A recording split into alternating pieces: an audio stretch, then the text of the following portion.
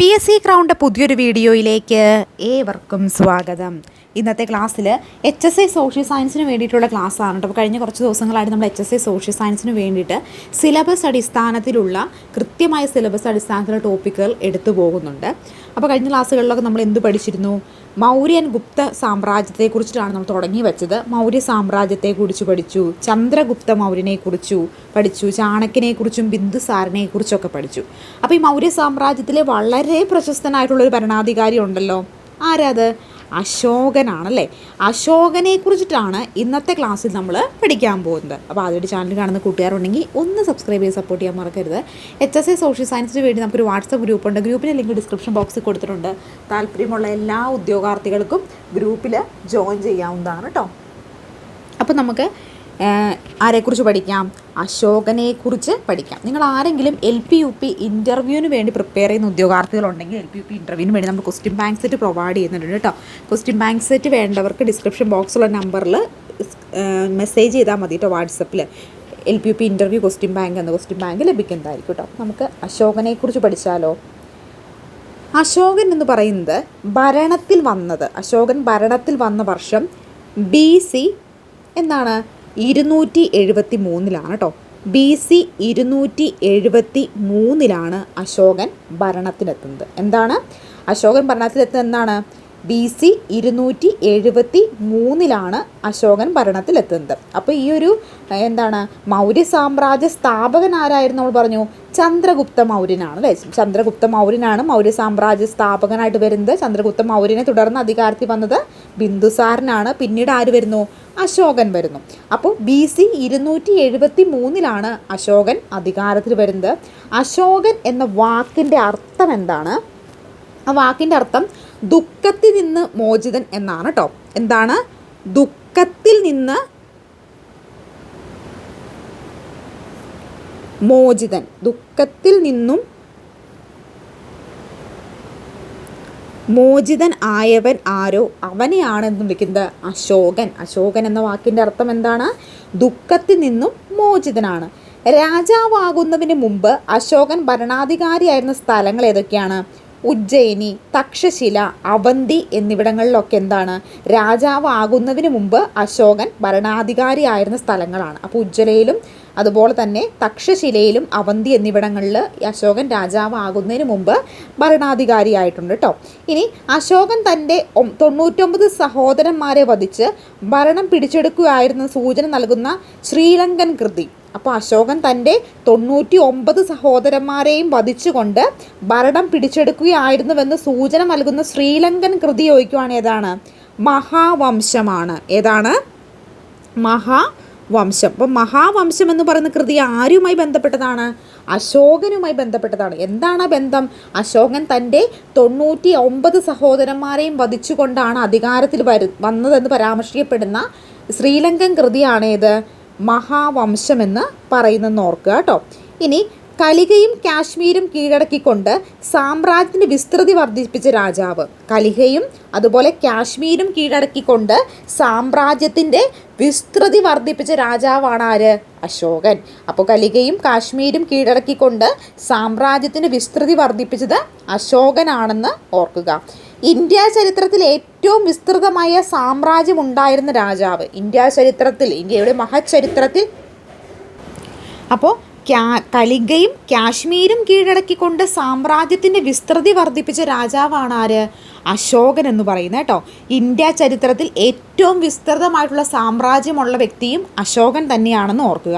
ഈ അശോകൻ കലിക രാജ്യം ആക്രമിച്ചത് BC 261 അശോകൻ കലിക രാജവംശം ആക്രമിച്ചത് എന്നാണ്? BC 261 ഓർക്കുക. ഇനി രാജ്യത്തിലെ വിവിധ വിഭാഗം ജനങ്ങളിൽ ഐക്യവും സമാധാനം ഉണ്ടാക്കാൻ വേണ്ടി അശോകൻ സ്വീകരിച്ച നയം. രാജ്യത്തിൻ്റെ വിവിധ ഭാഗങ്ങളിൽ എല്ലാ വ്യക്തികൾക്കും എന്താണ്? ഒരു ഐക്യമൊക്കെ ഉണ്ടാകുന്നതിന് വേണ്ടിയിട്ട് അദ്ദേഹം സ്വീകരിച്ച ഒരു നയമാണ് ദമ എന്ന പേരിൽ അറിയപ്പെടുന്നത്. എന്തെന്നറിയപ്പെടുന്നത്? ദമ എന്ന പേരിൽ അറിയപ്പെടുന്നത്. ഈ ദമ എന്ന് ചോദിച്ചിട്ടുണ്ടെങ്കിൽ അതിൻ്റെ അർത്ഥം വരുന്നത് ധർമ്മം എന്നതാണ് കേട്ടോ. ഏതാണ്? ദമ എന്ന് പറഞ്ഞാൽ എന്താണ്? ധർമ്മം എന്നതാണ് അർത്ഥം എന്നുകൂടി ഓർക്കുക. ഇനി അപ്പോൾ ഈ അശോകൻ സ്വീകരിച്ച ബുദ്ധമത വിഭാഗം, അശോകൻ സ്വീകരിച്ച ബുദ്ധമത വിഭാഗം ഏതാണെന്ന് ചോദിക്കുകയാണെങ്കിലോ അത് ഹീനയാന ബുദ്ധമതമാണ് കേട്ടോ. ഹീനയാന ബുദ്ധമതമാണ് അശോകൻ സ്വീകരിച്ച ബുദ്ധമത വിഭാഗം. ഈ ഹീനയാന ബുദ്ധമതം സ്വീകരിക്കുന്നതിന് മുമ്പ് അദ്ദേഹം വിശ്വസിച്ചിരുന്ന മതം ശൈവമതമാണ് കേട്ടോ. അപ്പോൾ ശൈവമതമാണ് അദ്ദേഹം ആദ്യം വിശ്വസിച്ചിരുന്നത്. പിന്നീട് അദ്ദേഹം എന്തിലേക്ക് മാറുകയാണ് ചെയ്തത്? ബുദ്ധമതം സ്വീകരിക്കുകയാണ് ചെയ്തത്. ഇനി ശ്രീലങ്കയിലേക്ക് ബുദ്ധമത പ്രചരണത്തിന് അശോകൻ അയച്ചത് മകനായ മഹേന്ദ്രനെയും മകളായ സംഘിമിത്രയുമാണ് കേട്ടോ. അപ്പോൾ അദ്ദേഹം എന്ത് ചെയ്തു? ബുദ്ധമതം സ്വീകരിച്ച ശേഷം ബുദ്ധമതം പ്രചരിപ്പിക്കുന്നതിനായി തൻ്റെ മക്കളായിട്ടുള്ള മഹേന്ദ്രനെയും സംഘിമിത്രയെയും എങ്ങോട്ടേക്ക് അയച്ചു? ശ്രീലങ്കയ്ക്ക് അയച്ചു. എന്തിനു വേണ്ടി അദ്ദേഹം അയച്ചത്? ഈ ഒരു ബുദ്ധമതം ശ്രീലങ്കയിൽ ആകമാനം പ്രചരിപ്പിക്കുന്നതിന് വേണ്ടിയിട്ടാണ് അദ്ദേഹം ഇവരെ രണ്ടുപേരെയും ശ്രീലങ്കയിലേക്ക് അയക്കുന്നത്. സാരാനാഥിലെ അശോകസ്തംഭം സ്ഥാപിച്ചത് അശോകനാണ് കേട്ടോ. അപ്പോൾ സാരാനാഥിലെ അശോകസ്തംഭം സ്ഥാപിച്ചത് ആരാണ്? അശോകനാണെന്ന് ഓർക്കുക. ഇന്ത്യയുടെ ദേശീയ മുദ്രയായ സിംഹമുദ്ര എടുത്തിരിക്കുന്നത് ഈ സാരാനാഥിലെ അശോകസ്തംഭത്തിൽ എല്ലാവർക്കും അറിയാം അല്ലേ? നമ്മുടെ ദേശീയ മുദ്ര ഏതാ? സിംഹമുദ്രയാണ്. അത് എടുത്തിരിക്കുന്നത് എവിടെ നിന്നാണ്? സാരാനാഥിലെ അശോക സ്തംഭത്തിൽ നിന്നാണ് അത് എടുത്തിരിക്കുന്നത്. ചരിത്രത്തിൽ ആദ്യമായി വനസംരക്ഷണ നിയമം കൊണ്ടുവന്ന രാജാവ്, അല്ലെങ്കിൽ പ്രഖ്യാപിച്ച രാജാവൊക്കെ ചോദിക്കുകയാണെങ്കിൽ അത് അശോകനാണ് കേട്ടോ. അതുപോലെ തന്നെ വന്യജീവി സങ്കേതങ്ങൾക്ക് തുടക്കം കുറിച്ച മൗര്യ രാജാവ് ചോദിക്കുകയാണെങ്കിലും അത് അശോകൻ തന്നെയാണ്. ജീവജാലങ്ങളെ കൊല്ലുന്നത് നിരോധിച്ച മൗര്യ രാജാവ്, ജീവജാലങ്ങളെ കൊല്ലുന്നത് നിരോധിച്ച മൗര്യ രാജാവുമാര് തന്നെയാണ്? അശോകൻ തന്നെയാണ്. മൃഗചികിത്സയ്ക്ക് സൗകര്യങ്ങൾ ഏർപ്പെടുത്തിയ മൗര്യ രാജാവും അശോകൻ തന്നെയാണ്. മൃഗചികിത്സയ്ക്ക് സൗകര്യങ്ങൾ നൽകിയ രാജാവും അശോകൻ തന്നെയാണ്. ഇനി ബ്രാഹ്മണരെയും അതുപോലെ തന്നെ ശ്രമണരെയും ബഹുമാനിക്കണമെന്നും ജനങ്ങൾക്ക് ഉപദേശിച്ച മൗര്യ രാജാവ് അശോകനാണ്. ബ്രാഹ്മണരെയും ശ്രമണരെയും ഒക്കെ ബഹുമാനിക്കുകയും അവർക്ക് വേണ്ട കാര്യങ്ങളൊക്കെ ചെയ്തു കൊടുക്കുകയും ഒക്കെ വേണമെന്ന് ഉപദേശിച്ച രാജാവ് കൂടിയാണ് ഈ അശോകൻ. എല്ലാ പ്രജകളും തൻ്റെ മക്കളാണെന്ന് പ്രഖ്യാപിച്ചത് അശോകൻ തന്നെയാണ് കേട്ടോ. എല്ലാ പ്രജകളും തൻ്റെ മക്കളാണെന്ന് പ്രഖ്യാപിച്ചതും അശോകൻ തന്നെയാണ്. 250 BC മൂന്നാം ബുദ്ധമത സമ്മേളനം വിളിച്ചു കൂട്ടിയ ഭരണാധികാരിയും അശോകനാണ്. അപ്പോൾ 250 BC അദ്ദേഹം എന്ത് ചെയ്തു?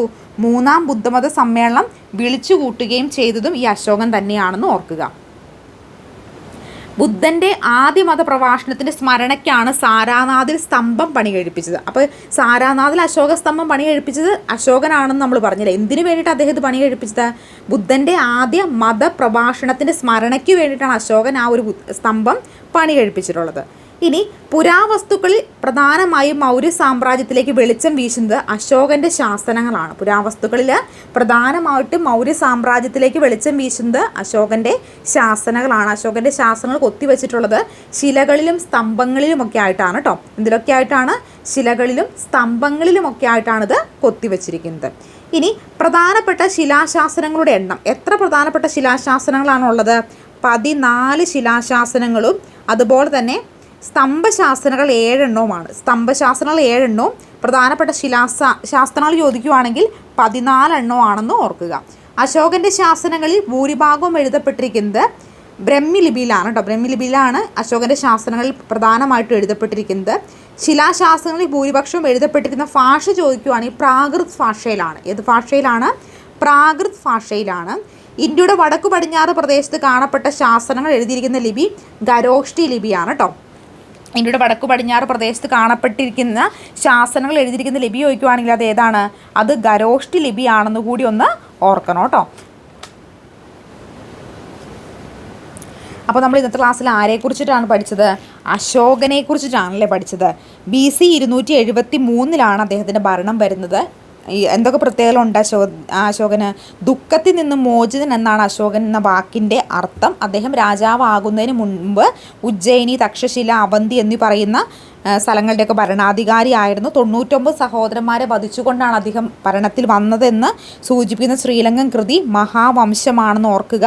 അതുപോലെ തന്നെ കലികയും കാശ്മീരും കീഴടക്കിക്കൊണ്ട് സാമ്രാജ്യത്തിന് വിസ്തൃതി വർദ്ധിപ്പിച്ചതും അതുപോലെ ജീവജാലങ്ങളെ കൊല്ലുന്ന വിരോധിച്ച രാജാവും വന്യജീവി സങ്കേതങ്ങൾക്ക് തുടക്കം കുറിച്ച മൗര്യ രാജാവും ചരിത്രത്തിൽ ആദ്യം വനസംരക്ഷണം പ്രഖ്യാപിച്ച രാജാവും ഒക്കെ ആരാണ്?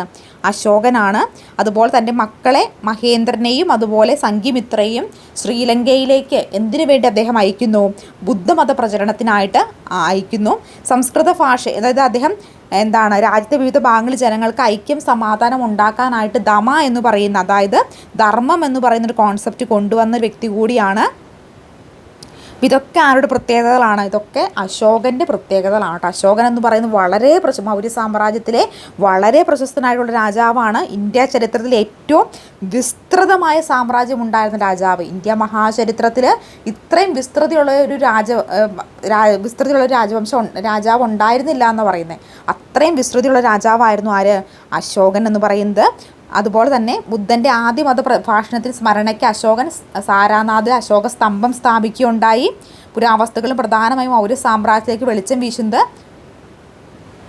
അശോകൻ്റെ ശാസനകളാണ്. അശോകൻ്റെ തൻ്റെ ശാസനം കൊത്തിവച്ചിരിക്കുന്ന ശിലകളിലും സ്തംഭങ്ങളിലുമാണെന്നൊക്കെ ഓർക്കുക. അശോകൻ്റെ ശാസനങ്ങൾ ഭൂരിഭാഗം എഴുതപ്പെട്ടിരുന്ന ലിപി ബ്രഹ്മലിപിയാണ്. അതുപോലെ തന്നെ ശിലാശാസനം ഭൂരിപക്ഷം എഴുതിക്കൊണ്ടിരിക്കുന്നത് പ്രാകൃത് ഭാഷയിലുമാണെന്ന് ഓർക്കുക. ഇത്രയും കാര്യങ്ങളാണ് നമ്മൾ അശോകനെക്കുറിച്ച് ഓർത്തിരിക്കേണ്ടത്. അപ്പോൾ അടുത്തൊരു വീഡിയോ ക്ലാസ്സിൽ അടുത്തൊരു ചെറിയ ടോപ്പിക്കുമായി കാണാം. Thank you so much.